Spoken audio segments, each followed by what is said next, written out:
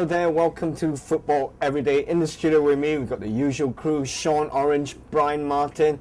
Now tonight, the serious stuff actually begins. That's right, folks. It's the quarterfinals, and first up is a thriller between France and Germany. Now, guys, Tony Kroos, he reflected the confidence within the Germany ranks when he declared that his country had a better team than France. Now, you know, the trash talking has already started. Anyway, Kroos reckons that the game's going to be won and lost in midfield. Do you agree with that statement?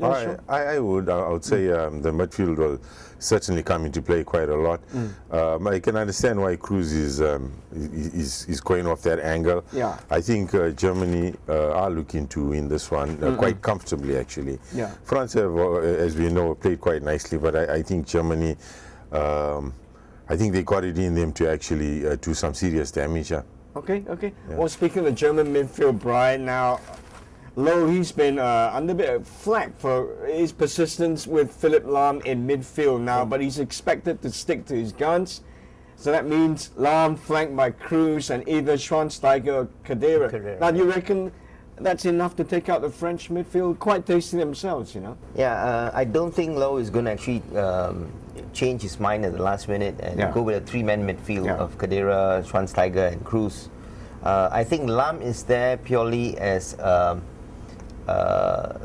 defensive midfielder. Yeah, he's the holding man. Yeah, the holding man just behind the three-man midfield. Yeah. So that's not going to change, you know. And if I were Loh, looking at the French midfield, you know, packed with players like Cabaya and Paul Pogba, people like that, I mean, I think he would have to do that. I think he would be overrun if he started with a three-man midfield. And we've got that man Matuidi as well, right? Who never stops running.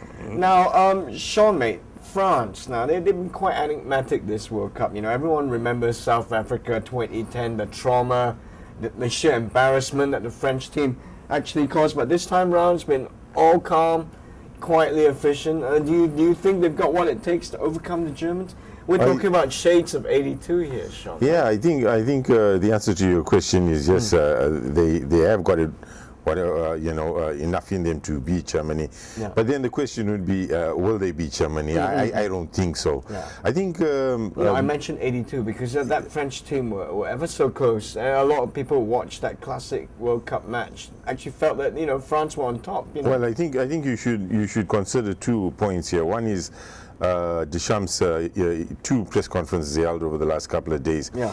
In the second one, he said distinctly he omitted to speak of '82 to these players, partly because they weren't born at the time. I think his thinking is right. I think the other point that you raised, you're talking about South Africa in 2010. This team does nowhere, absolutely no way resemble that one. Partly because of the manager. The manager's got a new mindset. You alluded to the fact that the team is calm. The team is calm because he is calm. The team is playing good football is because he played good football when he was in the team. He was actually captain of the winning team, and he's transcended that into this team. I think will they beat Germany? Because now this is a crisis issue. Will they beat Germany? I don't think so. I think Germany's just got a wee bit too much for them. Okay. Well, funny, a great point you mentioned there, because I remember Raymond Domenech. Now, that was a guy with charisma, to say the least, being very diplomatic. Well, Brian, mate, I mean, now for Deschamps, the key selection decision for him is whether to start with Giroud or Griezmann. Now, a lot of people are kind of hoping he'd start with Antoine Griezmann. Yeah, I mean, Griezmann has impressed in this World Cup, and whereas Giroud has been coming on the back of coming to the World Cup on the back of a lackluster season with Arsenal. Yeah. So, from guide going in, I would say start with Griezmann. Yeah. But I think I'm going to have to disagree with Sean when he says that Germany have a little bit too much. In fact, I think France has been going in confidence. I agree with what you say about Deschamps. Even though Cantona famously called him a water carrier in his playing days. But looking at this matchup, I think revenge is going to be foremost on their mind. They will be going for the win. You can never discount the Germans in any tournament. But I have a feeling France is going to pull up an upset. It will be an upset because Germany is starting at favourites.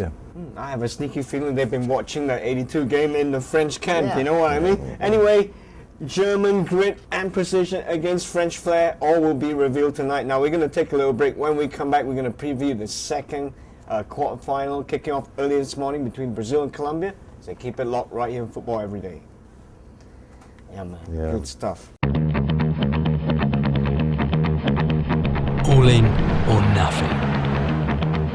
It's a battle cry. A call to arms. The only way to live. The only way to play. It fuels them into battle. They step onto the field wearing war paint. Unleashing speed, energy and control.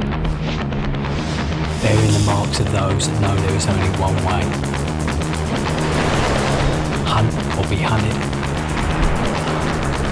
Fear or be feared. Evolve or die.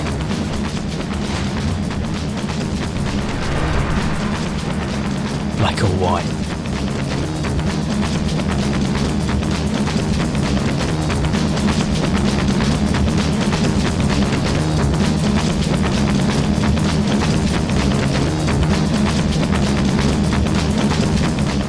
Welcome back to Football Everyday. Right, the second of our quarterfinals featuring this morning is between Brazil and Colombia. Now, Sean, mate, Scolari, he's been a bit antsy at his press conferences of late. Now he hit back at these critics that's claimed that Brazil are weak. You know, all this crying and very emotional Brazil team. I mean, it was a stormy press conference.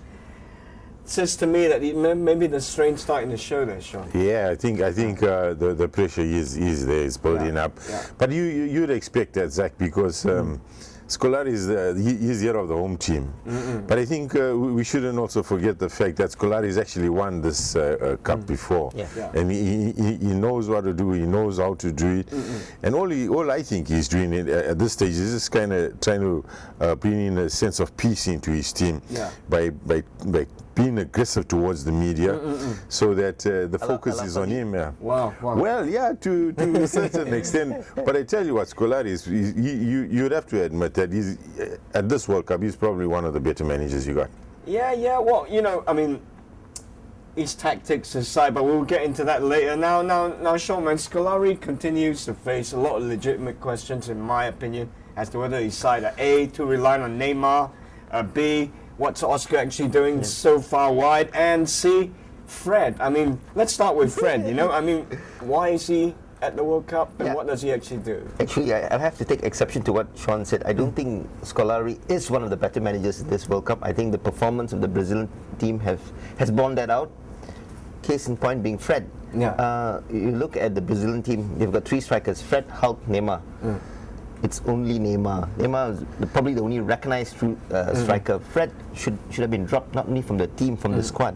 Oh, you forgot his partner Joe. You know, I mean, interchangeably terrible. I would assume. If you ask me, I think Peckerman with Colombia has been a better manager. The Colombians have been a breath of fresh air for this World Cup, and they are playing the way that Brazil used to play, with abandon. You know, free-flowing, attacking football. Well, I think the only reason for that is Colombia have got nothing to lose.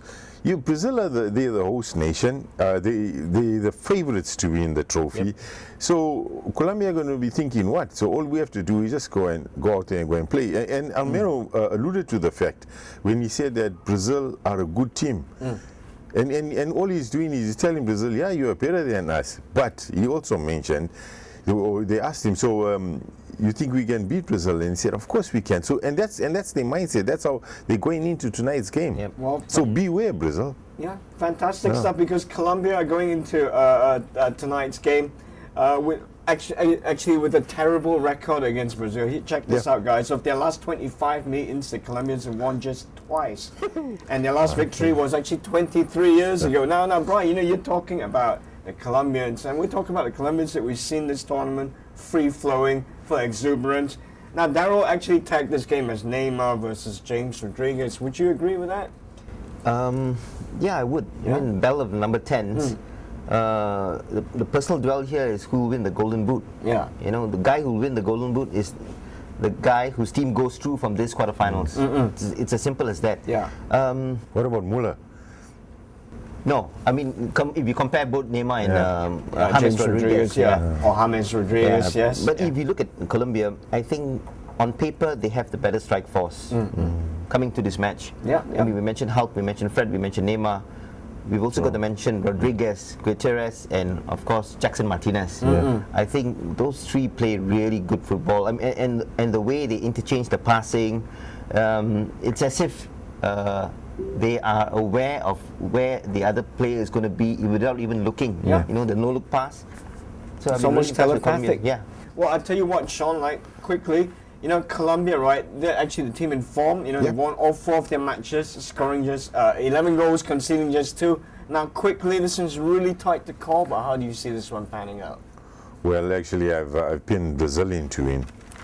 And I think you're going to stick by your man Scolari, are you? Well, I'd reckon maybe a 2-1. But I think one other thing that we should mention is if there's a goal early in the first half, I think this game could be quite a cracker. Yeah. Especially if it comes from the Colombians, because that's when the crowd are going to start to play. Well, anyway, guys, brilliant stuff. Thank you very much. All will be revealed tonight. Before we go, want to give our contest a mention.